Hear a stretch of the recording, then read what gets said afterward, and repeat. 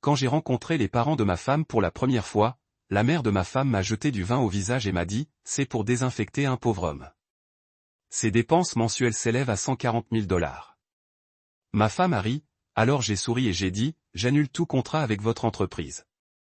J'aurais dû me douter que quelque chose clochait quand Talia a passé 3 heures à se préparer ce matin-là, à changer de tenue 4 fois et à me demander 2 fois si j'étais absolument sûr du vin que j'avais choisi. Mais bon sang, j'avais 26 ans, j'étais fou amoureux et assez stupide pour croire que dépenser 200 $ pour une bouteille de Bordeaux prouverait que j'étais digne de sortir avec un Castel. Le domaine Castel se trouvait derrière un portail en fer forgé, dans le quartier le plus chic de Beacon Hill, le genre de quartier où les boîtes aux lettres coûtent probablement plus cher que les voitures de la plupart des gens. Alors que nous remontions l'allée circulaire au volant de ma Honda Civic cabossée, oui, je sais, vraiment impeccable, j'ai aperçu la maison pour la première fois. Elle n'était pas seulement grande. C'était le genre d'immensité qui vous donne l'impression d'être une fourmi s'approchant d'un gâteau de mariage. Architecture coloniale, jardin parfaitement entretenu et assez de marbre pour construire un petit monument. Ce n'était pas seulement la richesse.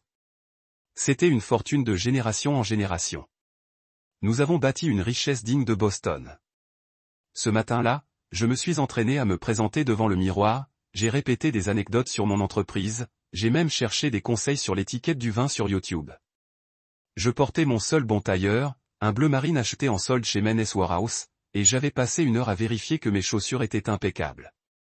J'avais les mains moites en montant ces marches de pierre immaculée, mais je n'arrêtais pas de me dire que ce n'était qu'un dîner avec les parents de ma copine. Ça ne pouvait pas être si mal?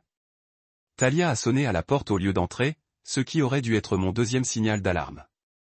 Lorsque la porte massive en chêne s'est ouverte, j'ai pu apercevoir Miranda Castel pour la première fois en personne. J'avais vu des photos, certes, mais les photos ne rendent pas la façon dont on peut vous regarder comme si on avait gratté sa chaussure. Elle était grande, élégante, avec des cheveux argentés tirés en arrière d'un éclat parfait et une ossature qui criait « Je passe l'été dans les hantons ». Ses yeux, bleus comme talus, se sont posés sur elle. Elle m'a habillé de la tête aux pieds en 2 secondes environ, et je pouvais presque la voir calculer ma fortune en fonction de mon costume à prix réduit et de mon eau de Cologne de pharmacie. « Maman, voici Griffin », dit Talia. Et je jure que sa voix était déjà différente, plus raffinée, comme si elle retombait dans une version d'elle-même que je n'avais jamais rencontrée. Je m'avançai avec ce que j'espérais être un sourire confiant, tendant ma main et la bouteille de vin simultanément. « Madame Castel, quel plaisir de vous rencontrer enfin. » Talia m'a tant parlé. Elle ne me prit pas la main. Au lieu de cela, elle fixa la bouteille comme si je venais de lui tendre un rat mort. « Château Margaux 2015, » dit-elle en lisant l'étiquette avec le dédain généralement réservé aux contraventions de stationnement. Comme c'est pittoresque. C'est alors que son mari Maurice apparut derrière elle, ressemblant à l'image du riche patriarche de Nouvelle-Angleterre selon Central Casting. Grand, distingué, portant un cardigan qui coûtait probablement plus cher que mon loyer mensuel. Il me serra au moins la main, même si j'eus l'impression d'attraper un poisson flasque. « Alors, tu es le jeune homme qui occupe tant de temps à notre fille, dit-il. Et, d'une certaine manière, il donna l'impression d'une accusation. La salle à manger était exactement comme on pouvait s'y attendre. Un lustre de la taille d'une petite voiture, des peintures à l'huile de parents décédés qui brillaient sur les murs, et une table pouvant accueillir l'équipe de départ des Patriots, avec de la place pour le staff technique.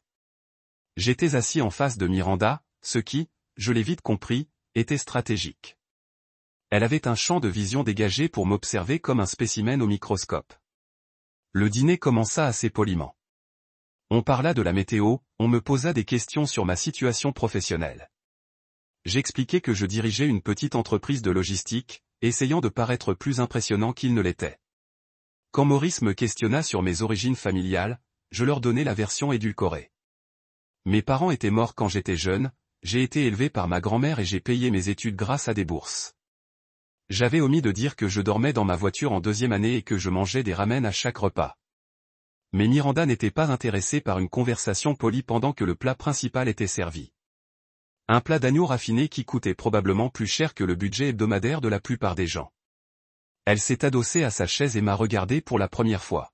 « Griffin » a-t-elle dit, et mon nom sonnait faux dans sa bouche, comme si elle essayait un mot étranger. « Talia nous dit que tu es assez ambitieux. » Sa façon de dire « ambitieux » donnait l'impression d'un défaut de caractère. Je crois qu'il faut travailler dur pour obtenir ce qu'on veut, ai-je répondu en essayant de garder une voix posée. Elle a alors souri, mais ce n'était pas un sourire agréable. C'était le genre de sourire qu'un requin affiche probablement juste avant d'attaquer. Comme c'est rafraîchissant. Dis-moi, que veux-tu exactement? J'ai regardé Talia, espérant un soutien, mais elle s'est soudain intéressée à son verre de vin. Je veux construire quelque chose de significatif. Je veux prendre soin des gens que j'aime. Combien gagnes-tu par an? A demandé Miranda, allant droit au but. Maman? Talia a finalement pris la parole, mais sa voix était faible, gênée. C'est une question légitime, a poursuivi Miranda. Après tout, notre fille a des attentes. Un certain niveau de vie auquel elle est habituée. Elle a fait un geste circulaire comme si elle présentait une exposition de musée. Les dépenses mensuelles de Talia s'élèvent à elle seule à environ 140 000 $. Ce chiffre m'a frappé comme un coup de poing. 140 000 $. C'était plus que ce que je gagnais en 2 ans à mes débuts. Plus que la plupart des gens, point final. J'ai senti mon visage s'embraser. Cette brûlure familière de honte que j'avais ressentie tant de fois en grandissant dans la pauvreté. Mais j'ai réussi à garder le cap, je suis sûr qu'on peut trouver une solution. C'est alors que Miranda a pris son verre de vin. Le bon vin, pas la bouteille que j'avais. D'endroits où le personnel de poids était invisible et les frais d'adhésion coûtent plus cher que la plupart des gens fabriqués en un an. Mais ce soir était différent. Ce soir, les gens se sont tournés pour regarder quand je suis entré. Pas avec le dédain à peine dissimulé, je m'étais habitué, mais avec quelque chose, je travaillais vers toute ma vie d'adulte. Respect, Griffin. Richard Steinberg, président du Business Leadership Council, s'est précipité avec sa main étendue. Il y a 6 mois, ce même homme avait oublié de m'inviter à sa collecte de fonds d'été. Tellement merveilleux de te voir, et ça doit être ton fils. C'est Hélène, dis-je, mettant ma main sur son épaule. Et Hélène, voici monsieur Steinberg. C'est très agréable de vous rencontrer, monsieur, a dit Hélène, serrant la main comme je lui ai appris. Grippe ferme, contact visuel, confiance sans arrogance. Eh bien, n'est-ce pas un jeune homme poli, Griffin? Vous devez être très fier. Je suis. Les dirigeants qui ont fait des blagues sur mes antécédents voulaient discuter des partenariats potentiels. Il a dit sérieusement. Chaussure de fierté qui n'avait rien à voir avec les réalisations des entreprises ou le succès financier. Ce gamin l'a eu. Il a compris que le pouvoir sans but ne faisait que se manifester. Pendant le dîner, je me suis retrouvé assis à la table d'honneur à côté des gens qui me traitent comme des meubles. La juge Patricia Morrison, qui avait présidé plus d'un différend commercial impliquant le Castel. Le docteur William Bradford, dont la famille faisait partie de l'élite de Boston depuis 8 générations. Margaret Chin, la chroniqueuse de la société qui m'avait décrit une fois sur papier comme un ajout intéressant au cercle social de Mademoiselle Castel. Griffin, a déclaré le juge Morrison sur le cours du saumon. Je dois demander, comment l'avez-vous fait? L'acquisition de Castel.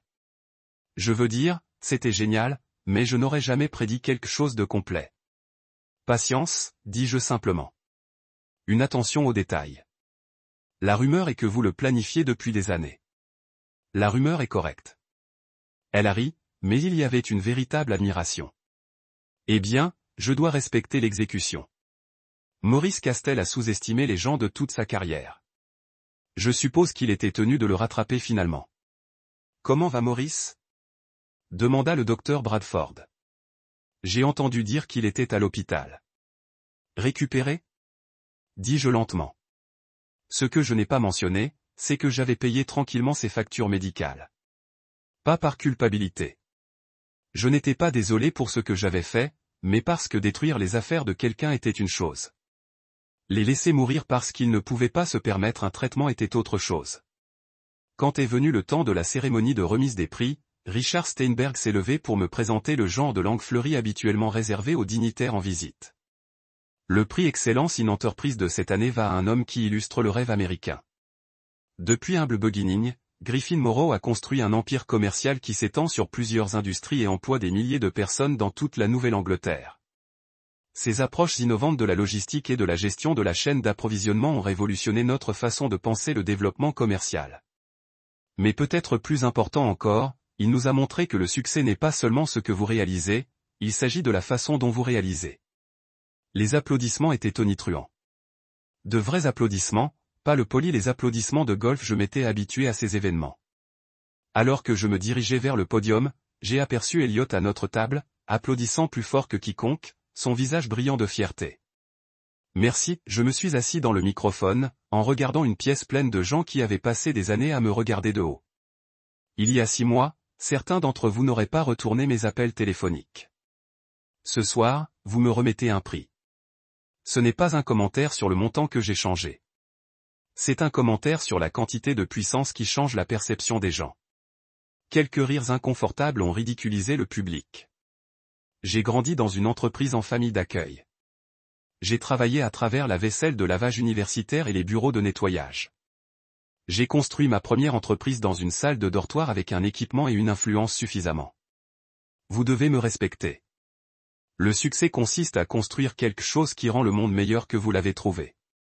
Je me faisais une pause, regardant dans la pièce une fois de plus.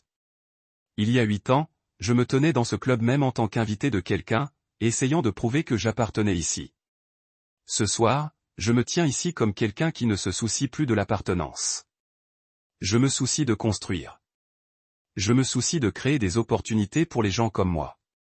Les gens qui commencent à ne pas avoir réfléchi. Les gens semblaient mal à l'aise, mais d'autres, notamment les jeunes cadres, acquiesçaient. Après la cérémonie, alors que nous nous préparions à partir, Hélène a tiré sur ma veste. Papa. Ouais, mon pote.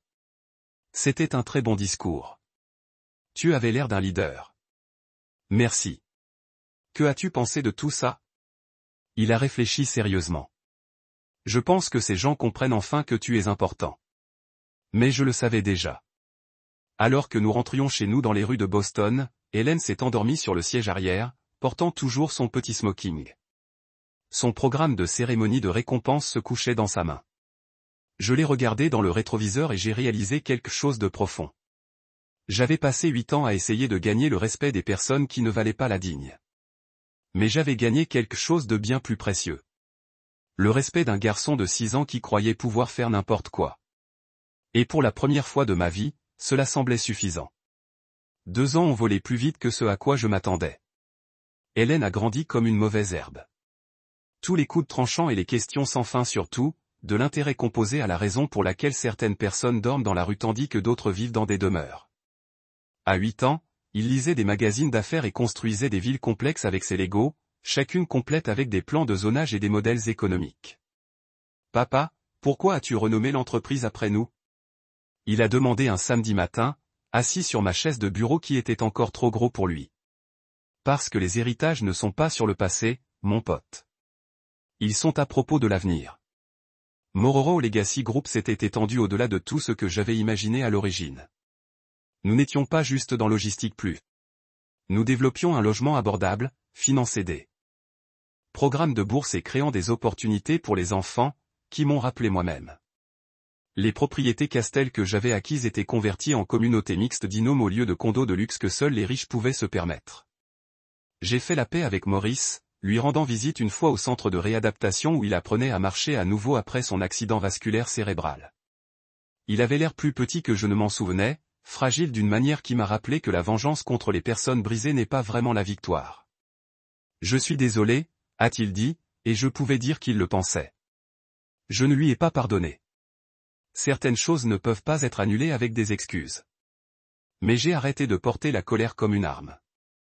Hélène méritait un père qui attendait en avant, pas en arrière. 5 ans plus tard, je me suis assis dans l'auditorium de Lincoln Elementary en regardant mon fils, prononcer le discours de validine pour sa remise des diplômes de 6e année. À 11 ans, Hélène avait ma détermination obstinée, mais d'une manière ou d'une autre sans les arêtes vives qui venaient de grandir indésirables. Mon père m'a appris que les gens peuvent se moquer de toi au début, il a dit dans le microphone, sa voix stable et claire, mais lorsque vous construisez, protégez et dirigez avec un but, ils écoutent. Les larmes sont venues avant que je puisse les arrêter. Ce gamin qui avait commencé la vie comme un symbole de la trahison de ma femme était devenu la meilleure chose qui m'est jamais arrivée. Pas par pitié ou charité, mais par véritable amour et respect mutuel. Alors que les applaudissements remplissaient l'auditorium, j'ai regardé les autres parents. Certains que j'ai reconnus à partir d'événements scolaires. D'autres étaient des étrangers. Tous fiers de leurs enfants. Tous font partie d'une communauté à laquelle je n'aurais jamais pensé appartenir. Ils se sont moqués de moi une fois, je me suis chuchoté, regardant Hélène serrer la main de son directeur. Maintenant, ils ont écouté mon fils. En fin de compte, c'était toute la justice dont j'avais besoin. Pas la prise de contrôle de l'entreprise ou l'humiliation publique de personnes qui m'avaient fait du tort, mais ce moment. Regarder un enfant remarquable qui m'a appelé papa prouve que la meilleure vengeance n'est pas la destruction. C'est construire quelque chose qu'ils ne peuvent jamais démolir. Apporter, qui, j'ai remarqué, n'avait même pas été ouverte, et s'est levée. L'espace d'une seconde, j'ai cru qu'elle allait peut-être porter un toast, une sorte d'offrande de paix. Au lieu de cela, elle a contourné la table, s'est placée juste devant moi et, sans prévenir, m'a jeté tout le verre de vin au visage. Le liquide froid me frappa comme une claque, imprégnant ma chemise et dégoulinant sur mon menton. Le silence dans la pièce était assourdissant. J'entendais le tic-tac de l'horloge dans un coin. L'odeur de l'agneau coûteux qui refroidissait dans nos assiettes. C'est pour désinfecter un pauvre homme, dit-elle d'une voix froide comme le vent arctique. Et puis, mon Dieu, ça me touche encore. Talia rit. Pas un gloussement nerveux ni un gloussement gêné. Elle riait vraiment comme si sa mère venait de raconter la blague la plus drôle qu'elle ait jamais entendue. Je restais assis là un moment, le vin dégoulinant sur mon beau costume, me sentant plus petit que jamais depuis que j'étais enfant et que je recevais un déjeuner gratuit à l'école alors que les autres avaient de l'argent pour la pizza. J'aurais pu me mettre en colère. J'aurais pu partir en trombe, j'aurais pu dire quelque chose que je regretterais. Au lieu de cela, j'ai très lentement pris ma serviette, je me suis essuyé le visage et je me suis levé. J'ai regardé Miranda Castel droit dans les yeux et j'ai souri. Pas ce sourire nerveux et complaisant que j'avais arboré toute la soirée, mais quelque chose de complètement différent. Quelque chose qui aurait probablement dû la mettre en garde. Bon, dis-je d'une voix parfaitement calme. Je suppose que je vais annuler tout contrat avec Castel Urban Estate, alors. L'expression confuse qui traversa son visage valait presque l'humiliation. Presque. C'est ce soir-là que j'ai arrêté de chercher à m'intégrer au Castel. C'est ce soir-là que j'ai compris qu'ils ne me verraient jamais que comme le pauvre gosse qui avait eu la chance de sortir avec leur fille. C'est aussi ce soir-là que j'ai commencé à planifier leur chute. Je ne le savais juste pas encore. Je m'appelle Griffin Morrow, et si vous vous attendez à une histoire de sape sur le pauvre orphelin qui a réussi, vous allez être déçus. Bien sûr, j'ai grandi sans rien. J'ai navigué entre les familles d'accueil jusqu'à mes 16 ans. J'ai dormi dans ma voiture pendant ma première année de fac. Et oui, j'ai mangé plus de nouilles ramen qu'un être humain ne devrait survivre. Mais je ne suis pas là pour vous plaindre. Je suis là parce que j'ai construit quelque chose à partir de rien. Et quand les gens qui auraient dû respecter ça ont décidé de me traiter comme leur divertissement personnel, j'ai fait en sorte qu'ils le regrettent. Le problème avec l'orphelin, c'est que ça vous apprend très tôt que la seule personne sur qui on peut compter, c'est soi-même. À 8 ans, chez les Henderson, ma troisième famille d'accueil, j'ai appris que si je voulais de nouvelles chaussures pour l'école, il valait mieux que je commence à ramasser des canettes et des bouteilles pour l'argent du recyclage. À 12 ans, chez les Kowalski, j'ai compris que faire des petits boulots dans le quartier était plus payant que d'espérer une allocation. À 18 ans, lorsque j'ai quitté le système, j'avais une éthique du travail à toute épreuve et une tolérance zéro pour ceux qui pensaient que le monde leur devait quelque chose. L'université était une plaisanterie au début, pas l'aspect éducatif. J'avais soif de ça, mais j'essayais de m'intégrer à des jeunes qui se plaignaient que leurs parents réduisent le plafond de leur carte de crédit pendant que je faisais la vaisselle à la cafétéria pour payer les manuels scolaires. J'ai étudié le commerce et la logistique parce que je savais que c'était des compétences pratiques, des choses qui me permettraient de gagner de l'argent dans la vraie vie. Pendant que mes camarades de classe s'engageaient dans des fraternités et partaient en vacances de printemps à Cancun, j'occupais 3 emplois à temps partiel et je lisais tous les livres de commerce qui me tombaient sous la main. L'entreprise de logistique a démarré pendant ma 2e année de résidence universitaire. Rien d'extraordinaire, juste moi avec un ordinateur portable défoncé, aidant les entreprises locales à mieux coordonner leur livraison. J'ai vu des inefficacités partout et j'ai trouvé comment les corriger moyennant finance. À la fin de mes études, je gagnais un salaire correct, pas celui de Castel. Remarquez, mais suffisamment pour louer un vrai appartement et acheter de la nourriture qui ne soit pas servie dans des gobelets en polystyrène. C'est là que j'ai rencontré Talia. Elle travaillait dans une galerie d'art du centre-ville, non pas par besoin d'argent, évidemment, mais parce que papa pensait que ce serait bien pour sa personnalité d'avoir un emploi avant de rejoindre l'entreprise familiale.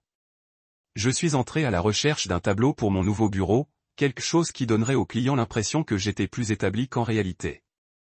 Elle se tenait devant cette immense œuvre abstraite, vêtue d'une robe qui coûtait probablement plus cher que ma voiture. Et lorsqu'elle s'est retournée et m'a souri, j'ai eu l'impression d'être frappé par la foudre. « Tu as l'air perdu » a-t-elle dit. Et sa voix avait cette qualité, comme si elle était sincèrement intéressée à aider plutôt qu'à faire son travail. Complètement, ai-je admis. Je n'y connais rien en art, mais j'ai besoin de quelque chose qui évoque un homme d'affaires prospère plutôt qu'un type qui mange des céréales au dîner. Elle a ri, un vrai rire, pas le ricanement fin que j'avais entendu chez les filles riches auparavant, et a passé l'heure suivante à me faire visiter les lieux, à m'expliquer différents styles et artistes. Elle ne m'a pas prise de haut ni fait me sentir stupide de ne pas connaître la différence entre impressionnisme et expressionnisme. Quand j'ai finalement choisi une œuvre, quelque chose d'abordable mais élégant, elle a insisté pour superviser personnellement la livraison. Cette première année avec Thalia a été comme un rêve dont j'avais peur de me réveiller. Elle m'a trouvé rafraîchissant et authentique. Elle a dit que j'étais différent de l'homme qu'elle fréquentait habituellement. Nous passions des heures à parler de tout et de rien. Mes projets d'affaires, sa famille, les livres que nous avions lus, les destinations que nous souhaitions visiter. Elle semblait sincèrement intéressée par mon parcours, posait des questions pertinentes sur mon enfance en famille d'accueil et ne m'a jamais donné l'impression de s'endormir en fréquentant quelqu'un de mon entourage. Mais en rencontrant sa famille, c'est là que la réalité m'a rattrapé. Les Castel n'avaient pas que de l'argent. Ils possédaient cette richesse bien établie qui s'accompagnait d'une adhésion automatique au bon club de résidence. Secondaire à Martha S. Vignard et de la conviction inébranlable que certains naissent meilleurs que d'autres. Castel Urban Estate développait des biens immobiliers de premier ordre à Boston depuis 3 générations, transformant des terrains vagues en appartements de luxe et des bâtiments historiques en centres commerciaux exclusifs. Ils ne se contentaient pas de posséder des biens immobiliers. Ils possédaient des pans de l'identité de la ville. Maurice Castel me traitait comme un spécimen intéressant.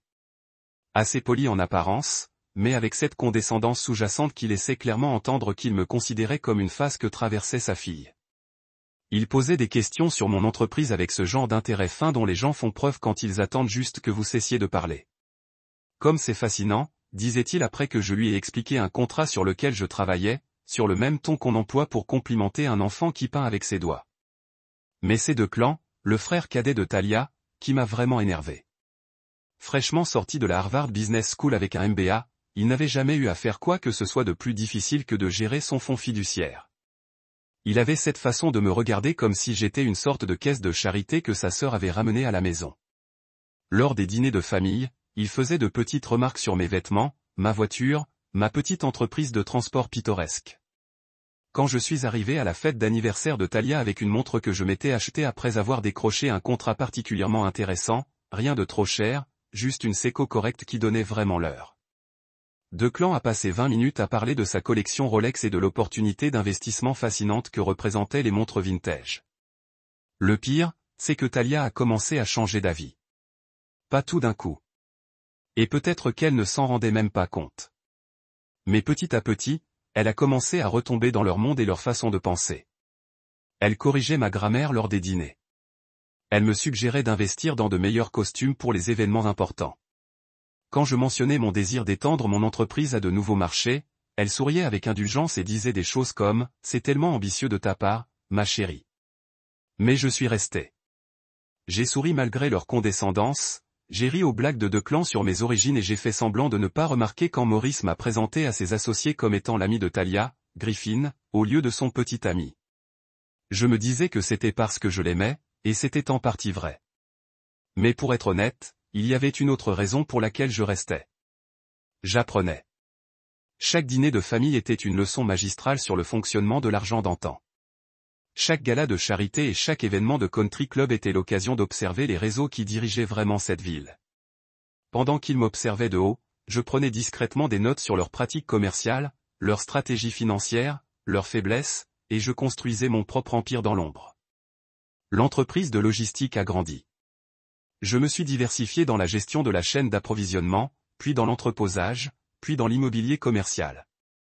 Je prenais soin de garder mon expansion discrète en utilisant différents noms de sociétés et des sociétés écrans. Pendant que les Castel se concentraient sur leurs projets de développement traditionnel, j'achetais l'infrastructure qui rendait leurs projets possibles. Lorsque Talia et moi nous sommes mariés 3 ans après ce premier dîner désastreux, j'ai payé la moitié du mariage moi-même. Non pas parce qu'il me l'avait demandé, mais parce que je voulais qu'il sache que je pouvais le faire. La réception a eu lieu au Boston Harbor Hotel. 200 invités, bar ouvert, orchestre, tout le tralala. Pendant son toast, Maurice a réussi à insérer une blague sur la chance que j'avais de rejoindre leur famille. J'ai souri et levé mon verre, mais intérieurement, je faisais des calculs. J'avais déjà commencé à racheter leurs dettes par le biais de sociétés intermédiaires. J'avais déjà identifié leurs biens les plus vulnérables. J'avais déjà commencé le long et prudent processus consistant à me positionner pour prendre tout ce qu'ils avaient construit. Pendant qu'ils se moquaient du pauvre gosse qui avait eu de la chance, je devenais discrètement la seule chose à laquelle ils ne s'attendaient pas. Quelqu'un d'assez puissant pour les détruire. Le soir où je suis entré dans mon salon et que j'ai trouvé Talia blottie sur mon canapé avec Sébastien Locke, leur nouveau vice-président du développement, un beau gosse au discours séduisant, issu d'une université prestigieuse, qui ignorait totalement que j'avais préparé ce moment depuis des années. Je savais qu'il était enfin temps d'arrêter de faire semblant d'être reconnaissant pour leur acceptation. Il était temps de prendre tout ce qu'ils pensaient leur appartenir et de les faire implorer une pitié qu'ils ne m'avaient jamais accordée. Le problème, quand on surprend sa femme en flagrant délit de tromperie, c'est que tout le monde s'attend à ce qu'on perde son. Ils s'attendent à des cris, des hurlements, peut-être à des meubles jetés dans tous les sens. Ce à quoi ils ne s'attendent pas, c'est que vous restiez planté là exactement 30 secondes, que vous mémorisiez chaque détail de la scène, puis que vous montiez tranquillement à l'étage pour préparer votre mallette tandis que votre monde entier se clarifiait. C'est exactement ce que j'ai fait. Talia portait la robe de chambre en soie que je lui avais offerte pour notre anniversaire. Celle qui m'avait coûté une semaine de course à l'époque où chaque dollar comptait. Sébastien était torse nu, exhibant le genre d'abdos sculptés comme ceux d'un coach sportif et suffisamment de temps libre pour l'utiliser. Il partageait une bouteille de vin, le bon vin de notre vendeur, probablement plus cher que le loyer mensuel de la plupart des gens, et riait comme s'il n'avait aucun souci au monde. Chez moi, sur mon canapé, à boire mon vin. L'ironie ne m'avait pas échappé que cela se produisait le jour même où j'avais enfin obtenu la dernière pièce du puzzle dont j'avais besoin pour détruire sa famille. Pendant 3 ans, j'avais joué la carte du long terme, rachetant leurs dettes par le biais de sociétés écrans, me positionnant pour prendre le contrôle de tout ce qu'ils avaient construit. Aujourd'hui, j'aurais dû fêter ça en privé, peut-être en ouvrant une bonne bouteille de champagne et en trinquant à la belle symétrie de tout cela. Au lieu de cela, j'ai pu regarder ma femme, avec qui j'étais marié depuis 5 ans, ricaner comme une écolière tandis que les mains d'un autre homme exploraient un territoire qui était autrefois le mien. Mais voilà le problème avec le fait de grandir sans rien, on apprend que les réactions émotionnelles sont un luxe qu'on ne peut pas se permettre.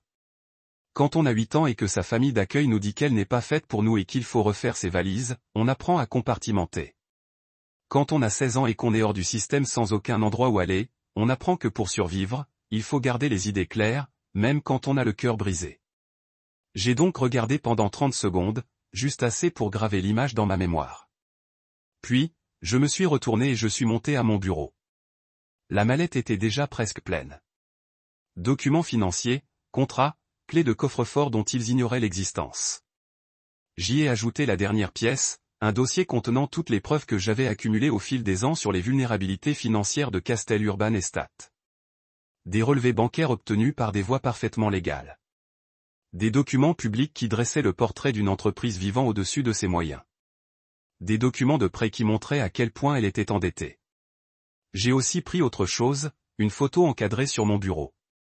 Pas de Talia et moi le jour de notre mariage, mais de ma grand-mère, la seule personne qui s'était jamais vraiment souciée de moi avant que je n'apprenne à ne plus avoir besoin de personne. Elle est morte pendant ma dernière année de fac, juste avant que tout ne s'envole pour moi. J'avais gardé sa photo sur mon bureau pour me rappeler d'où je venais et pourquoi je ne voulais jamais y retourner. En regardant son visage ridé et ses yeux bienveillants, j'entendais presque sa voix. Griffin, mon chou. Parfois, l'univers te donne exactement ce dont tu as besoin, exactement quand tu en as besoin, même si ça ne te semble pas. Merci, grand-mère. Ça ne me semble pas être un cadeau pour l'instant, mais je commence à entrevoir les possibilités. J'ai fermé la mallette, redressé ma cravate et suis redescendu. Talia et Sébastien étaient tellement absorbés l'un par l'autre qu'ils n'ont même pas remarqué mon passage dans le salon pour me rendre à la cuisine. Je me suis préparé un café. Du bon café. Des grains importés à 30 $ la livre, et je me suis assis devant l'îlot central pour revoir mon plan une dernière fois. À 23h47 précise, j'ai appelé mon avocat, Marcus Fineberg. Marcus était à mes côtés depuis le début, à l'époque où je n'étais qu'un gamin avec de grands rêves et une entreprise de logistique en pleine expansion. Il avait géré toutes les affaires importantes que j'avais jamais conclues. Et surtout, il était l'une des rares personnes à connaître l'ampleur de ce que je construisais dans l'ombre. Griffin. Seigneur. Il est presque minuit. Qu'est-ce qui ne va pas? Rien ne va pas, Marcus. Tout est parfait. J'ai besoin que tu prépares les papiers pour demain matin. Tous. Il y eut un silence. Marcus attendait cet appel depuis des mois, mais je l'entendais en analyser les implications. Tu es sûr? Une fois que ce sera fait, il n'y aura plus de retour en arrière. Je n'ai jamais été aussi sûr de rien de ma vie. Et Talia? J'ai jeté un coup d'œil vers le salon où j'entendais le rire de ma femme se mêler à la voix d'un autre homme. Talia a fait son choix. Maintenant, je fais le mien. Après avoir raccroché, je me suis servi un verre de ce vin hors de prix. Autant en profiter une dernière fois et je suis monté me coucher. Seul, évidemment, puisque ma femme était occupée. J'ai réglé mon réveil à 6 heures et je me suis endormi plus facilement que je ne l'avais fait depuis des mois. L'hélicoptère a atterri sur notre pelouse à 8 heures précises. J'avais organisé l'opération 3 jours plus tôt, dès que j'ai su que les derniers détails se mettaient en place. Le pilote était un certain Tommy Reeves qui dirigeait un service de charter au départ de l'aéroport de Logan. Ancien militaire, discret, et totalement indifférent aux quartiers aisés et à leurs habitants. Parfait pour ce dont j'avais besoin. Le bruit des pales de rotor fendant l'air matinal était assez fort pour réveiller la moitié du quartier. J'étais déjà habillé, j'avais mon plus beau costume, celui que je gardais pour les grandes occasions, et ma serviette à la main quand j'ai entendu du mouvement en bas. Griffin, la voix de Talia, confuse et légèrement paniquée. Griffin, c'est quoi ce bruit? Je suis descendu tranquillement les escaliers en regardant ma montre. Pile à l'heure. Par les fenêtres du salon, j'ai vu les voisins commencer à se rassembler sur leur pelouse, pointant du doigt et prenant des photos avec leur téléphone. Madame Henderson, la voisine, enregistrait tout sur son iPad. Parfait. Talia est sortie du salon en titubant, vêtue de sa robe de chambre en soie. Ses cheveux étaient en bataille. Sébastien était introuvable. Probablement caché dans la salle de bain, comme le lâche qu'il était. Que se passe-t-il? A-t-elle demandé, haussant la voix pour couvrir le bruit de l'hélicoptère. Je lui ai souri. Ce même sourire calme et maîtrisé que j'avais perfectionné pendant 8 ans de condescendance familiale. Je vais travailler dans un hélicoptère. Griffin, as-tu perdu la tête? Les voisins vont réfléchir. Ils peuvent penser ce qu'ils veulent, dis-je en me dirigeant vers la porte d'entrée. À mon retour, ce ne sera plus notre problème. Qu'est-ce que tu veux dire par là? Je m'arrêtais devant la porte, mallette à la main, et regardais ma femme depuis 5 ans. La femme qui m'avait qualifié de rafraîchissant lors de notre première rencontre. La femme qui avait peu à peu appris à être gênée par mon passé. La femme qui portait actuellement le peignoir que je lui avais acheté alors qu'elle avait une liaison avec un autre homme dans la maison que j'avais payée. Tu trouveras bien, dis-je. Puis je me dirigeai vers l'hélicoptère, montai dedans et demandai à Tommy de m'emmener au centre-ville de Boston. Au décollage, je contemplais la maison qui avait été ma demeure pendant 3 ans. Talia se tenait sur le seuil, sa robe serrée contre elle, levant les yeux vers nous avec une expression que je n'avais jamais vue auparavant. Plus de confusion. De la peur. Une fille intelligente. Elle commençait enfin à comprendre. 15 minutes plus tard, Tommy nous déposa sur le toit du siège social de Castel Urban Estate. Le même bâtiment où Maurice avait son bureau d'angle avec vue sur le port de Boston. Le même bâtiment où Declan avait son bureau en acajou et sa collection de presse-papier vintage. Le même bâtiment où Sébastien Locke avait été promu vice-président du développement 6 mois plus tôt. Je suis entré dans leur salle de réunion à 8h47 précise, mallette à la main, le sourire aux lèvres. Ils étaient tous là pour la réunion mensuelle du conseil d'administration.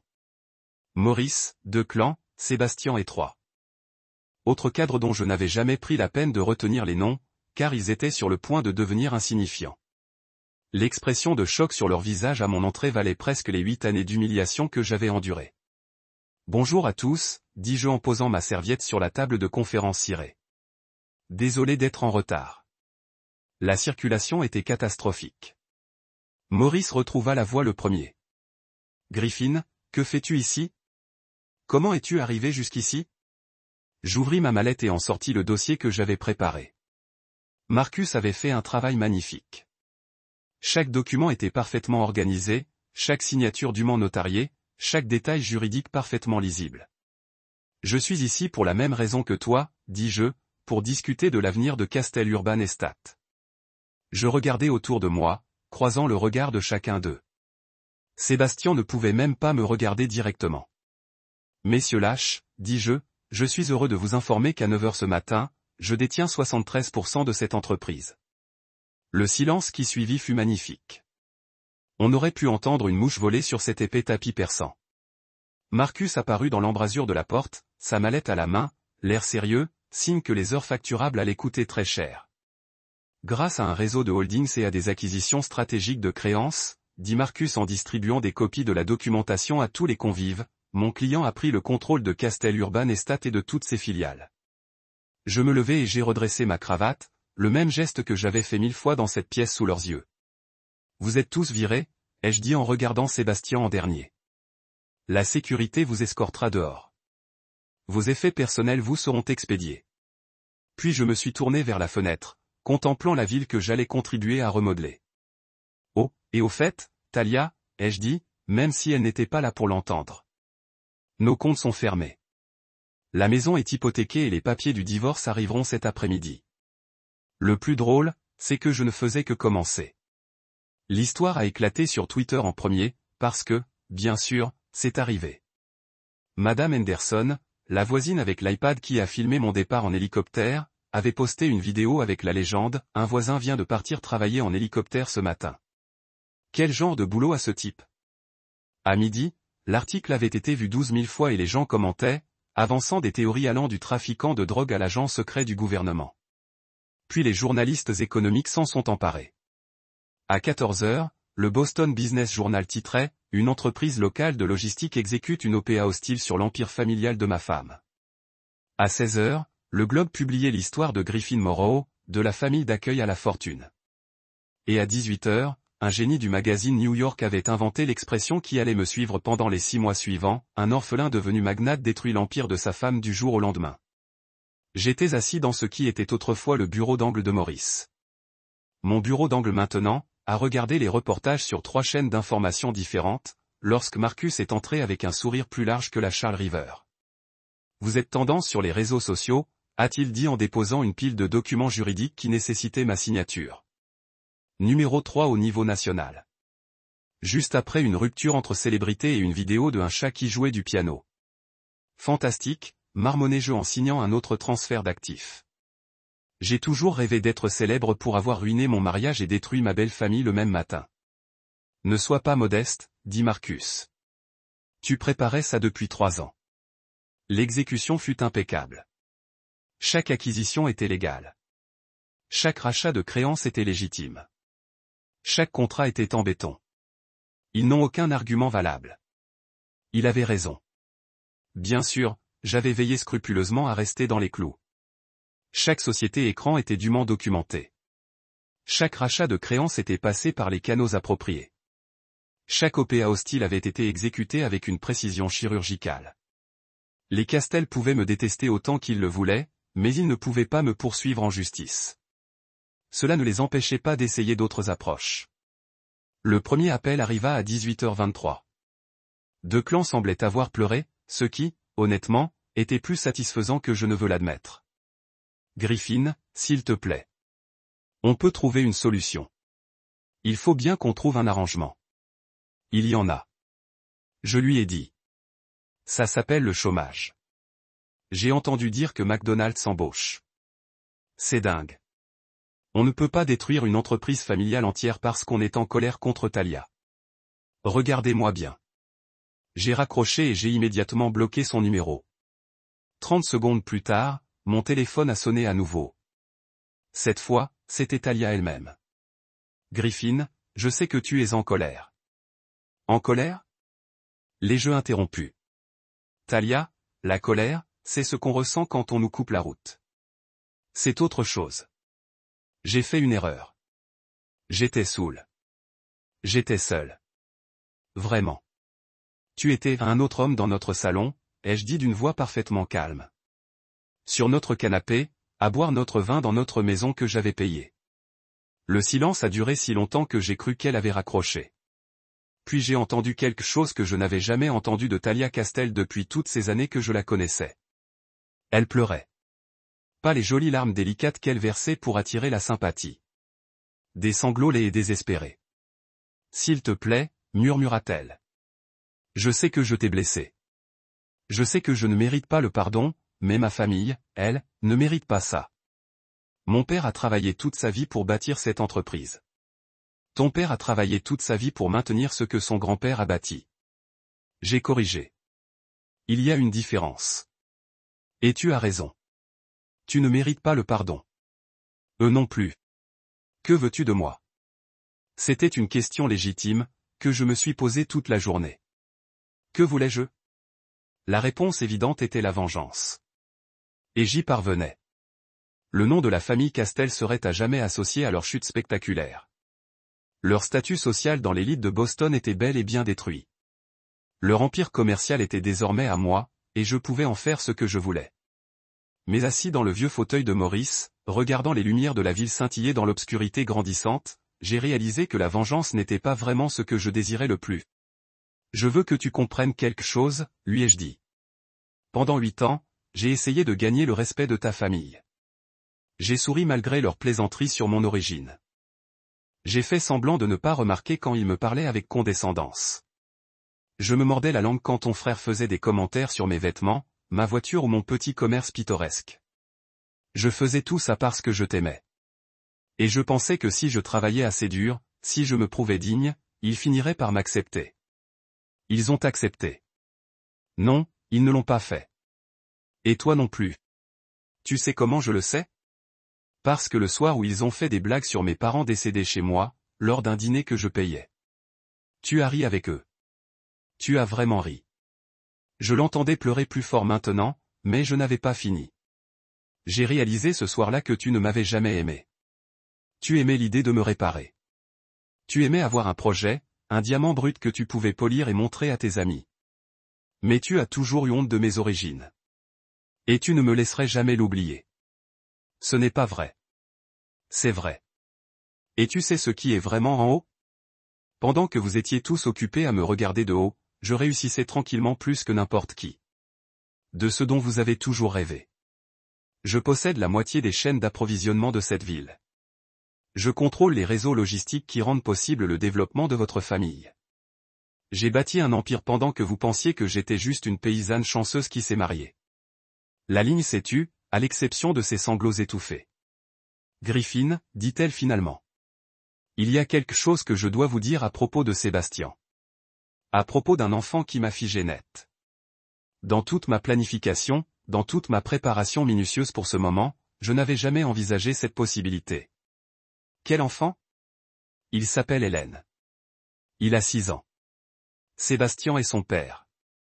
Ces mots m'ont frappé comme un coup de poing. Thalia a eu un enfant avec Sébastien, un garçon de 6 ans dont j'ignorais l'existence. Où est-il? Chez ma tante Catherine à Providence. Elle m'aide à l'élever. Sébastien. Sébastien est parti quand je lui ai annoncé que j'étais enceinte. Il est revenu il y a quelques mois. Il a dit qu'il voulait réessayer. C'est là que les choses ont recommencé entre nous. Mon esprit s'emballait, essayant d'assimiler cette information et de l'intégrer à tout ce que je croyais être au courant pour ma femme, mon mariage, toute ma vie depuis 6 ans. Tu as eu un enfant pendant 6 ans et tu ne me l'as jamais dit. J'avais peur. Ma famille était déjà déçue que je sois tombée enceinte de quelqu'un qui n'était pas mon mari. Je ne savais pas comment l'expliquer. Quelqu'un qui n'était pas ton mari. Les mots sont sortis plus brusquement que je ne l'aurais voulu. Thalia, quand exactement cet enfant est-il né? Un autre long silence. Puis, d'une voix si faible que je l'entendais à peine, 14 février 2018. J'ai fait le calcul. Nous étions mariés depuis 2 ans à ce moment-là. Elle me trompait presque depuis le début de notre mariage et avait eu un enfant avec un autre homme pendant son mariage. Avant que je puisse répondre, mon autre ligne s'est mise à sonner. Le numéro de Marcus. Je dois y aller. J'ai dit à Talia. Griffin, attends. J'ai changé de ligne. Qu'est-ce qu'il y a, Marcus? On a un problème. Maurice Castel est à l'hôpital. Crise cardiaque massive il y a environ 1 heure. Il est en soins intensifs à l'hôpital général du Massachusetts. J'ai fermé les yeux et me suis frotté les tempes. Ça ne faisait pas partie du plan. Détruire l'entreprise de quelqu'un était une chose. Être responsable de son hospitalisation en était une autre. À quel point? Grave. Ces médecins ne sont pas sûrs qu'il survivra à la nuit. J'ai regardé par la fenêtre la ville que j'avais conquise en une seule journée. L'empire que j'avais bâti à partir de rien. La vengeance que j'avais exécutée avec une précision chirurgicale. Tout ce pourquoi j'avais travaillé, tout ce que j'avais planifié, tout ce dont j'avais rêvé pendant 3 ans. Et maintenant, il y avait un enfant, un garçon de 6 ans prénommé Hélène, qui existait parce que ma femme me trompait depuis plus longtemps que je ne l'imaginais. Et il y avait un vieil homme dans un lit d'hôpital qui luttait pour sa vie parce que j'avais détruit tout ce qu'il avait mis sa vie à construire. C'était censé être le plus beau jour de ma vie. Alors pourquoi avais-je l'impression de me noyer? Le Providence Children's Museum était probablement le dernier endroit où je m'attendais à voir ma vision du monde complètement bouleversée. Mais la vie a toujours un don pour me prendre par surprise. Quand on s'y attend le moins, je suis descendu à Rhode Island le lendemain de la crise cardiaque de Maurice. En partie parce que j'avais besoin de voir ce gamin que Talia m'avait caché pendant 6 ans, et en partie parce que je devais quitter Boston avant que le cirque médiatique ne s'intensifie. Catherine Rossi, la tante de Talia et apparemment la femme qui avait élevé l'enfant secret de ma femme, vivait dans une maison victorienne de l'East Side, digne d'un tableau de Norman Rockwell. Clôture blanche, rosier, tout le tralala. Elle a ouvert la porte vêtue d'un tablier fleuri, comme si elle sortait tout droit d'un livre de cuisine des années 1950. Vous devez être Griffin, a-t-elle dit, sans porter de jugement, ce qui m'a franchement surpris. Après 8 ans où la famille Castel m'a traité comme une expérience scientifique intéressante, je me suis habitué à être évalué dès que j'entrais dans une pièce. Madame Rossi, merci d'avoir accepté de me recevoir. Appelez-moi Catherine et merci d'être venue. Hélène n'arrête pas de demander de vos nouvelles depuis. Talia lui a dit que tu pourrais venir. Ça m'a arrêté net. Elle lui a parlé de moi. Catherine a souri, mais avec une pointe de tristesse. Chérie, ce garçon pose des questions sur son père depuis des années. Quand Sébastien a disparu, Talia a eu le cœur brisé et a eu peur. Elle a dit à Hélène que son père devait partir travailler, mais qu'un jour, quelqu'un d'autre pourrait être comme un père pour lui. Elle m'a conduite dans le salon, exactement ce qu'on attend d'une femme qui a passé sa vie à s'occuper des enfants des autres. Des jouets rangés dans des bacs bien rangés, des livres pour enfants empilés sur chaque surface, et des œuvres d'art visiblement réalisées par de petites mains scotchées au réfrigérateur. Il est temps ou en train de se préparer, a dit Catherine. Je te préviens, il est nerveux. Il change de chemise depuis 1 heure, essayant de décider ce qui ferait la meilleure impression. Avant que je puisse répondre, j'ai entendu des pas dans l'escalier, suivi d'une voix qui m'a serré la poitrine d'une manière inattendue. Tante Catherine, est-ce que cette chemise me donne un air responsable? Je me suis retourné et j'ai aperçu Ellie Castel pour la première fois. Et je jure devant Dieu, c'était comme regarder une photo de moi à cet âge-là. Les mêmes cheveux noirs qui refusaient de s'aplatir, même en les peignant. La même expression sérieuse, comme s'il cherchait constamment à comprendre le fonctionnement du monde. Les mêmes yeux verts qui semblaient en voir trop pour quelqu'un d'aussi jeune. Mais il y avait autre chose. Quelque chose que je reconnaissais mais que j'avais presque oublié. L'espoir. Le genre d'espoir désespéré, soigneusement gardé, que les jeunes du système apprenaient à garder comme un secret. Il portait une chemise boutonnée légèrement trop grande pour lui, bleu marine à fines rayures blanches, et il avait visiblement passé du temps à la rentrer correctement. Ses cheveux étaient plaqués en arrière avec ce qui ressemblait à la moitié d'un flacon de gel, et il tenait une petite chemise en papier craft comme s'il se rendait à un entretien d'embauche. Vous devez être Griffin, dit-il en s'approchant avec cette assurance formelle qui vous brise le cœur parce qu'on sait exactement d'où elle vient. Je suis Hélène. Enchanté de vous rencontrer. Il me tendit la main pour me serrer la main et je remarquai qu'il avait les ongles rongés jusqu'au sang. Une habitude nerveuse dont je me souvenais bien, remontant à mon enfance. Enchanté de vous rencontrer aussi, Hélène, dis-je en m'agenouillant pour que nos yeux soient à la même hauteur. C'est une chemise très élégante. Il rayonna au compliment et une partie de mon masque formel disparut. Tante Catherine m'aida à la choisir. Elle dit, la première impression est importante. Elle a tout à fait raison. Qu'y a-t-il dans le dossier? Mon bulletin scolaire et quelques dessins que j'ai faits. J'ai pensé que vous voudriez les voir. Il marqua une pause, puis ajouta avec le sérieux que seuls les enfants de 6 ans peuvent avoir. Je suis un très bon élève et je sais préparer mon petit déjeuner moi-même. Bon sang, ce gamin passait un entretien d'adoption. Catherine dut lire quelque chose dans mon expression, car elle trouva soudain une raison de s'activer dans la cuisine, nous laissant seuls. Hélène s'assit sur le canapé à côté de moi et ouvrit soigneusement son dossier. Voici mon bulletin du semestre dernier, dit-il en me tendant une feuille comme s'il présentait une preuve au tribunal.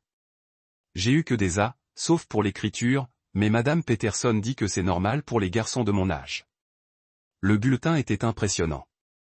Il fait preuve d'une remarquable capacité à résoudre les problèmes et n'hésite pas à poser des questions pertinentes. Hélène a une maturité exceptionnelle pour son âge et aide souvent les autres élèves en difficulté. C'est vraiment impressionnant. Hélène, tu peux être fière de toi. Merci. Il sortit ensuite une pile de dessins. Voici quelques-unes de mes photos. Celle-ci représente notre maison, celle-ci le jardin de tante Catherine, et celle-ci. Il hésita, brandissant un dessin qui me serra la gorge. C'était l'image d'un homme et d'un garçon debout devant ce qui ressemblait à un immeuble avec de nombreuses fenêtres. L'homme portait un costume cravate, et le garçon lui tenait la main. En bas, d'une écriture soignée d'enfant de 6 ans, il y était écrit « Moi et mon nouveau père au travail ». Je sais que tu as une grande entreprise, dit Hélène, sans vraiment me regarder dans les yeux. Tante Catherine m'a montré les photos dans le journal. Je me suis dit qu'un jour tu pourrais peut-être me montrer ton bureau. J'ai longuement contemplé ce dessin, essayant de comprendre ce que je ressentais. Ce gamin intelligent, plein d'espoir et résilié rêvait d'avoir une figure paternelle qui l'emmènerait au travail, qui serait fière de lui, qui resterait avec lui. Hélène, ai-je finalement dit. Qu'est-ce que ta mère t'a dit sur les raisons pour lesquelles je voulais te rencontrer? Il a joué avec le coin de son dossier. Elle a dit qu'elle et papa Sébastien avaient des problèmes et que tu pourrais peut-être t'aider à prendre soin de moi. Elle a dit que tu étais très intelligent, que tu avais beaucoup de succès et que tu voudrais peut-être être mon nouveau papa. Sa façon de dire, papa Sébastien, indiquait clairement que Sébastien était dans sa vie depuis assez longtemps pour qu'Hélène se souvienne de lui, ce qui signifiait que ce gamin avait déjà été abandonné une fois par son père biologique. Qu'en penses-tu, ai-je demandé. Honnêtement, toujours. J'ai peur que tu ne m'aimes pas, dit-il d'une petite voix. Papa Sébastien a dit qu'il voulait être mon vrai père, mais il est reparti. Tante Catherine dit, ce n'est pas ma faute. Mais je n'arrête pas de me demander si, peut-être, si j'étais meilleur en sport ou si je ne posais pas autant de questions. C'est là que quelque chose en moi s'est ouvert. Ce gamin portait en lui les mêmes peurs que j'avais vécues toute mon enfance, si seulement j'étais assez bonne, assez intelligente, assez discrète, peut-être que quelqu'un voudrait me garder. Hélène, regarde-moi. J'ai attendu qu'il croise mon regard. Tu n'as rien qui cloche. Rien de ce que tu pourrais faire ou ne pas faire ne ferait que quelqu'un ne te désire plus. Parfois, les adultes font de mauvais choix qui n'ont rien à voir avec les enfants. Vraiment? Vraiment? Et tu sais quoi? Je pense qu'il faut poser exactement le bon nombre de questions. Les gens intelligents posent des questions. Il a souri. Un vrai sourire cette fois, au lieu de son sourire nerveux d'interview. Puis-je te poser une question? Il m'a dit, zut, si tu devenais mon père, tu m'apprendrais le commerce? Je veux apprendre à gagner de l'argent pour pouvoir m'occuper de tante Catherine quand elle sera vieille. Et c'est là que j'ai compris. En voyant ce garçon de 6 ans qui pensait déjà à prendre soin des gens qu'il aimait, qui était assez intelligent pour avoir des A et assez gentil pour aider ses camarades en difficulté, qui avait été abandonné par son père biologique, mais qui avait encore assez d'espoir pour rêver d'en trouver un nouveau. J'ai su que je voulais être la personne qu'il espérait. Ouais, ai-je dit. Je pense que je pourrais t'apprendre quelques trucs sur le commerce. Le sourire qui illumina son visage était plus éclatant que toutes les victoires que j'avais jamais remportées en affaires. Ça veut dire que tu veux être mon père? J'ai regardé ce garçon remarquable qui, d'une manière ou d'une autre, existait grâce à la pire trahison de mon mariage et j'ai réalisé que parfois, l'univers vous donne exactement ce dont vous ignoriez avoir besoin. Ouais, Elliot, je crois que ça me plairait beaucoup. Il s'est jeté sur moi dans une étreinte qui a failli me renverser. Et pour la première fois de ma vie, j'ai compris ce que les gens voulaient dire quand ils parlaient d'amour inconditionnel. Je peux t'appeler papa, a-t-il murmuré contre mon épaule. Si tu veux, papa, a-t-il dit en essayant. Puis, plus fort, papa. Et d'un coup, tout ce que je croyais savoir sur la vengeance, la justice et ce que j'attendais de la vie a été complètement bouleversé. Je ne détruisais plus seulement les castels. Je construisais quelque chose de nouveau. Sébastien Locke est arrivé à mon bureau le lendemain matin, comme s'il avait dormi dans sa voiture et passé la nuit à se préparer des excuses. Ses cheveux habituellement impeccables étaient en bataille. Son costume coûteux était froissé. Et il avait ce genre de regard creusé qu'on a quand on sait que sa vie est sur le point d'imploser. Quand mon assistante Janet a sonné pour me prévenir de sa présence, j'ai presque eu pitié de lui. Presque. Laissez-le entrer. Je lui ai dit, et Janet, suspendez tous mes appels. Ça ne sera pas long. Sébastien entra dans mon bureau, l'ancien bureau de Maurice, que j'avais déjà commencé à redécorer comme un homme se dirigeant vers sa propre exécution. Il avait été beau autrefois. Je voyais bien qu'il était le genre de beau gosse de lycée qui avait passé sa vie à se reposer sur sa beauté et ses relations familiales. Mais le charme dont il avait fait preuve pour séduire ma femme avait disparu. Il avait l'air désespéré, acculé et complètement dépassé.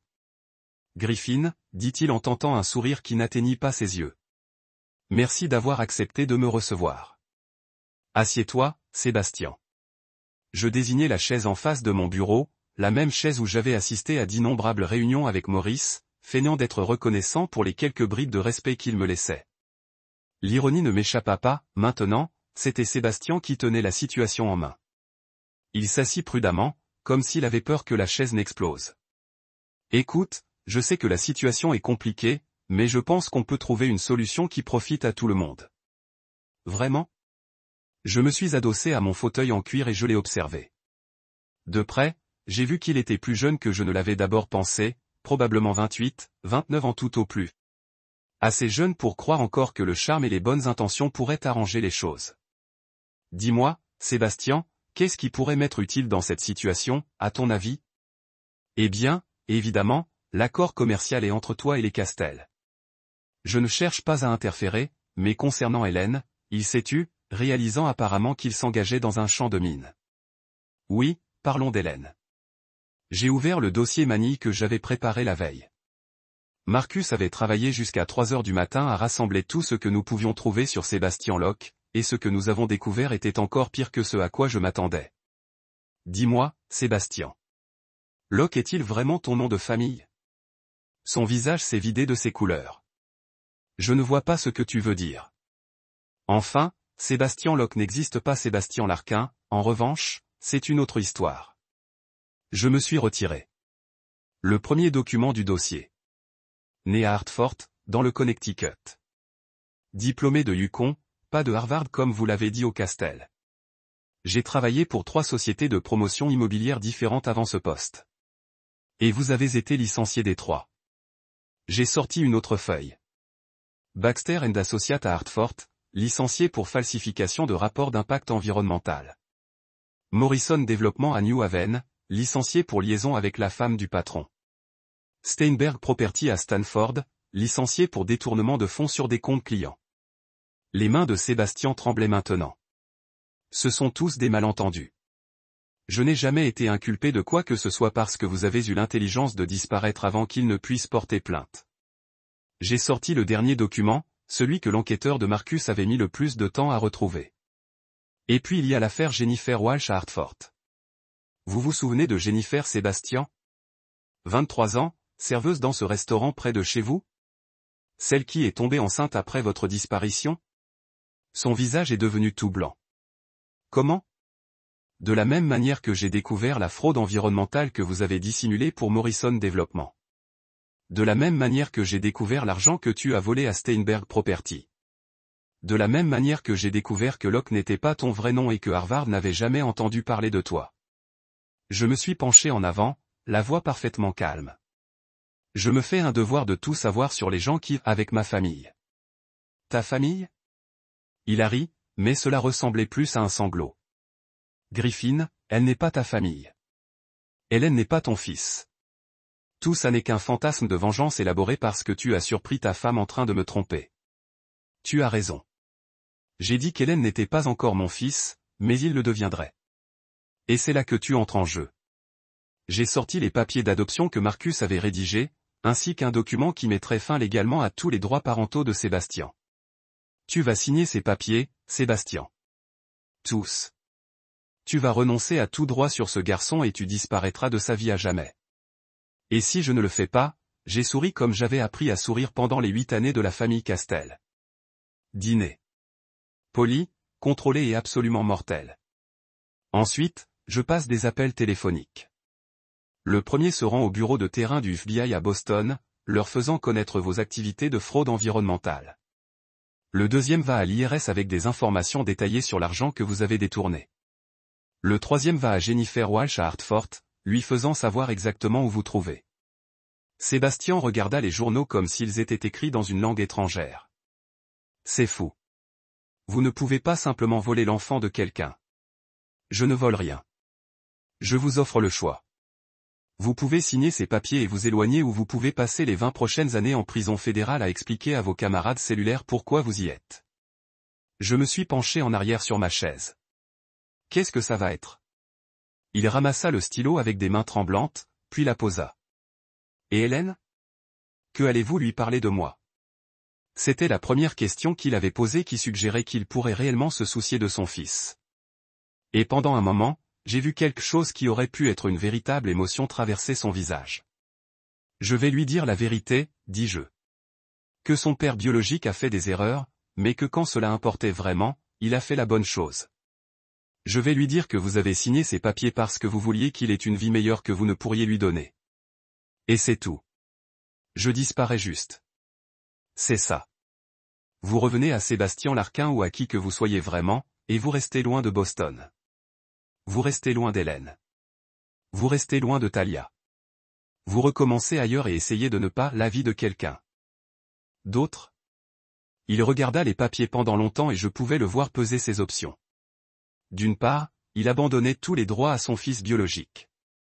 D'un autre côté, il évitait la prison fédérale et avait la chance de recommencer ailleurs.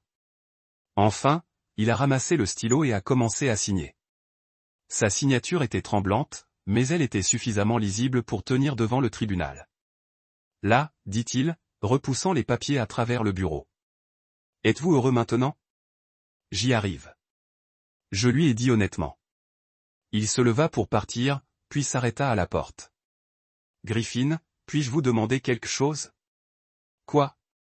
Que allez-vous parler à Hélène de moi quand il vieillit? Quand il commence à poser des questions sur les raisons pour lesquelles son vrai père l'a abandonné. J'ai pensé au garçon de 6 ans qui m'avait embrassé si étroitement hier, qui m'avait appelé papa comme si c'était la chose la plus naturelle du monde, qui avait déjà été abandonné une fois et était assez courageuse pour espérer quelque chose de mieux. Je lui dirai que vous avez fait le bon choix quand cela comptait. J'ai dit, je vais lui dire que parfois l'amour signifie lâcher prise. Sébastien hocha la tête, et pour la première fois depuis qu'il était entré dans mon bureau, il avait l'air de comprendre l'ampleur de ce qui venait de se passer. Pour ce que ça vaut, dit-il tranquillement. Je pense qu'il sera mieux avec toi. Tu as quelque chose que je n'ai jamais eu. Qu'est-ce que c'est? La possibilité de mettre quelqu'un d'autre en premier. Après son départ, je me suis assis seul dans mon bureau pendant longtemps, en regardant les papiers signés qui faisaient légalement à Hélène ma responsabilité. Depuis ma fenêtre, Boston allait à ses activités. Les gens se dirigeaient vers le travail, les touristes prenant des photos, la vie continuant comme si le monde ne faisait pas simplement sur son axe. Mais pour moi, tout avait changé. Morrow, le gars qui a détruit l'Empire Castel en une seule journée. Regarder Hélène entrer dans ma maison pour la première fois avec sa petite valise et ses affaires ne m'ont pas fait sentir comme je étais encore 17 ans, complètement hors de ma profondeur, et espérant que comme l'enfer, je ne boussais pas ça. C'est vraiment votre maison, a-t-il demandé, debout dans mon hall et se met en train de regarder le plafond de la cathédrale. C'est comme un château. C'est notre maison maintenant? Je l'ai corrigé, et les mots se sentaient étranges en sortant de ma bouche. Notre maison, notre vie, notre avenir ensemble. Les règles qu'il avait besoin de savoir. Être temporaire. J'avais passé les 2 derniers jours à convertir mon bureau à domicile en chambre d'enfant, ce qui avait impliqué plus d'achats de panique que je ne veux l'admettre. Je me tenais au milieu de Target pendant 1 heure, regardant les lits de voitures de course et les draps de super-héros, réalisant que je n'avais aucune idée de ce qu'un garçon de 6 ans pourrait vouloir dans sa chambre. J'avais fini par tout acheter. Lit superposé, un bureau, étagère pour livres, une chaise de sac de haricots, des étoiles brillantes dans le plafond. La pièce ressemblait à un magasin de jouets avait explosé, mais le visage d'Hélène quand il a vu que chaque minute embarrassante de ma virée shopping en valait la peine. Est-ce vraiment tout pour moi, chuchota Théil, posant soigneusement sa valise. Chaque morceau. Il se promena dans la pièce comme s'il était dans un musée, touchant tout doucement. Le bureau où il pouvait faire ses devoirs. La bibliothèque que j'avais déjà remplie de livres appropriés sur l'âge sur les affaires et le leadership. Parce que si j'allais élever cet enfant, il allait comprendre comment le monde fonctionnait vraiment. Le coin où j'avais installé une petite table avec des blocs de construction et des puzzles. Je n'ai jamais eu ma propre chambre auparavant, dit-il tranquillement. Chez tante Catherine, j'ai dormi sur le canapé dans le salon. Elle se sentait mal à ce sujet, mais elle n'avait qu'une chambre. C'est à ce moment-là que j'ai réalisé à quel point ce gamin avait traversé. Pas seulement l'abandon de son père biologique, mais des années d'incertitude d'être transmis entre les membres de la famille qui se souciaient de lui mais ne pouvaient pas vraiment lui assurer. Des années de sommeil sur des canapés et d'être reconnaissant pour les vêtements de main et essayant de ne pas avoir trop de problèmes pour les adultes de sa vie. Eh bien, c'est ta chambre maintenant, lui ai-je dit. Très longtemps que vous le souhaitez. Il m'a regardé avec ses yeux verts sérieux. Pour toujours. Pour toujours. Cette nuit-là, j'ai appris qu'être père signifie que vos propres problèmes semblent soudainement beaucoup moins importants que de m'assurer qu'une petite personne se sent en sécurité et aimée. Hélène voulait tout savoir. Comment le lave-vaisselle a fonctionné, pourquoi j'avais autant de costumes dans mon placard, s'il était normal d'utiliser les bonnes serviettes dans la salle de bain. Il a demandé s'il pouvait aider à préparer le dîner, et j'ai réalisé que je ne savais pas comment cuisiner tout ce qu'un enfant de 6 ans mangerait réellement. Nous avons fini par commander de la pizza et le manger sur le sol du salon pendant que je lui montrais comment utiliser la télécommande TV. Des trucs de base que la plupart des parents comprennent probablement progressivement, mais nous entravons des années de liaison en quelques heures. Griffin, a-t-il dit autour d'une bouchée de pizza au pepperoni. Ouais. Puis-je t'appeler papa maintenant? Je sais que je l'ai fait hier, mais je voulais m'assurer que tout allait bien. La question m'a frappé plus fort que ce à quoi je m'attendais. Ce gamin qui avait été déçu par chaque homme adulte de sa vie demandait la permission de me faire confiance avec le titre le plus important que l'on m'avait jamais donné. Ouais, mon pote, tu peux m'appeler papa. Il a souri et est retourné à sa pizza, comme si c'était la chose la plus naturelle du monde. Mais pour moi, c'était comme franchir une ligne que je ne pouvais jamais décrocher. Je n'étais plus seulement Griffin Morrow. J'étais le père d'Hélène. Les premières semaines ont été comme apprendre une langue étrangère. J'ai dû trouver des horaires scolaires et des routines au coucher et ce qui constitue un petit déjeuner approprié pour un enfant en pleine croissance. J'ai appris qu'Hélène était naturellement curieux de tout. Il voulait comprendre comment fonctionnaient les ascenseurs, pourquoi certaines personnes étaient riches et d'autres étaient pauvres, comment j'avais construit mon entreprise à partir de rien. Avez-vous peur? Il a demandé un matin sur des céréales. Lorsque vous démarriez votre entreprise terrifiée, j'ai admis que parfois avoir peur signifie que vous faites quelque chose d'important. Est-ce pour ça que tu m'as adopté? Parce que c'était important même si c'était effrayant. Smart kid, trop intelligent pour son propre bien, tout comme j'avais été à cet âge. C'est exactement pourquoi j'ai commencé à l'emmener au bureau le week-end. En partie parce que je devais rattraper le travail et en partie parce qu'il avait demandé à tant de fois de voir où je travaillais. Il s'asseyait dans le coin de mon bureau avec ses devoirs ou un livre, posant parfois des questions sur ce que je faisais. Le personnel de nettoyage s'est habitué à voir ce petit garçon sérieux dans une veste de costume qui était trop grande pour lui. Transportant une mallette, je lui ai acheté une version miniature exacte de moi. Monsieur Morrow, Janet a déclaré qu'un samedi après-midi, cet enfant venait d'expliquer l'intérêt composé aux gardiens de sécurité en bas. Est-ce un problème? Seulement si vous prévoyez de prendre votre retraite tôt et de laisser un enfant de 6 ans diriger l'entreprise. Mais le vrai test est survenu environ 3 semaines après que Hélène a emménagé lorsque Talia a appelé et a demandé si elle pouvait visiter. Elle était à l'hôpital avec son père, qui se remettait toujours de sa crise cardiaque, et elle avait l'air épuisée et brisée d'une manière que je n'avais jamais entendue auparavant. J'aimerais le voir, a-t-elle déclaré. Si cela vous convient. J'ai regardé Hélène, qui construisait quelque chose de élaboré avec des Legos sur le sol du salon. Ce n'est pas à moi. C'est à lui. Quand j'ai demandé à Hélène s'il voulait voir sa maman, son visage traversait environ 6 émotions différentes en 10 secondes. La confusion, l'espoir, la peur, l'excitation, l'inquiétude et enfin une sorte d'acceptation résignée qui lui faisait paraître plus âgé de 6 ans. Va-t-elle essayer de m'emmener, il a demandé. Non, c'est votre maison maintenant. Personne ne peut vous éloigner d'ici. D'accord, alors. Je suppose que j'aimerais la voir. Talia s'est présentée cet après-midi, semblant avoir vieilli 10 ans au cours du dernier mois. Elle était plus mince. Ses cheveux généralement parfaits ont été retirés en queue de cheval en désordre et elle portait un jean et un pull au lieu de ses tenues de créateurs habituelles. Quand Ellie erre comme il a dit papa si naturellement, si fièrement a fait regarder Talia avec une expression que je ne pouvais pas vraiment lire. Gratitude peut-être ou regret ou tout simplement reconnaître que c'était ainsi que les choses allaient être maintenant. Ils ont passé 1 heure ensemble dans sa chambre, en regardant ses dessins et en lisant l'un de ses nouveaux livres. Quand il était temps pour elle de partir, Hélène l'étreint au revoir, mais n'a pas demandé quand il la reviendrait. Il avait déjà appris à ne pas compter sur les promesses des adultes. Merci, m'a dit Talia à la porte. Pour avoir pris soin de lui, pour lui avoir donné ce que je ne pouvais pas. C'est un bon enfant. Il l'est. C'est la meilleure chose que j'ai jamais faite. Elle s'arrêta, regardant vers sa chambre. Griffin, je sais que je n'ai pas le droit de demander ceci, mais allez-vous l'aider à se souvenir des bonnes parties de moi? Je veux dire, quand il vieillit et commence à se poser des questions sur les raisons pour lesquelles les choses se passent comme elles l'ont fait. J'ai pensé au petit garçon à l'étage qui m'a appelé papa et m'a fait confiance pour le garder en sécurité, qui a posé des questions réfléchies et construit des villes Lego élaborées et s'est endormi tous les soirs en sachant que quelqu'un le voulait. Ouais, j'ai dit que je peux faire ça. Après son départ, Hélène est descendue en bas et m'a trouvé dans la cuisine, préparait le dîner, mais j'essaie vraiment de traiter tout ce qui s'était passé. Papa, dit-il, grimpant sur l'un des tabourets de bar. Ça va? Le fait qu'il me vérifiait que cet enfant de 6 ans apprenait déjà à prendre soin des gens qu'il aimait, m'a fait réaliser quelque chose d'important. Je ne lui apprenais pas seulement à naviguer dans le monde. Il m'apprenait à être le genre de personne qui mérite d'être appelé papa. L'invitation est venue sur le bouillon de cartes de couleur crème avec un gaufrage en or. Le genre de papeterie officielle qui a crié de l'argent ancien et un pouvoir établi. Le Boston Business Leadership Council vous invite à notre cérémonie annuelle de remise des prix d'excellence en entreprise au Beacon Hill Country Club.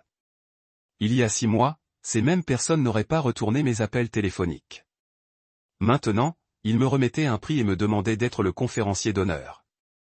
L'ironie était si épaisse que vous pouviez la couper avec un couteau. Dois-je porter une cravate? Demanda Hélène, debout devant le miroir de ma chambre pendant que je l'aidais avec son smoking miniature. Je l'avais fait sur mesure pour l'occasion.